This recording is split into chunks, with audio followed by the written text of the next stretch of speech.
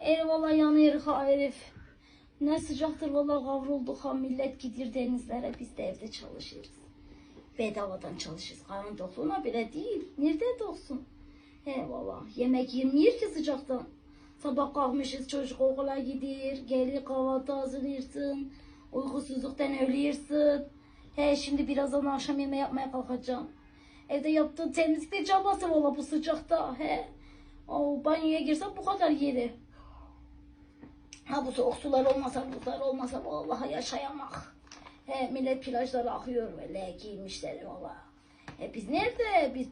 Biz park yüzü göremiyor, biz bir kapı yüzü göremiyor valla. Sonra gideceğim çocuk alacağım. Evdekilerle uğraşması cabası. Karıyı düşünen yok. Bir de yemek soruyla ne yiyecek diye.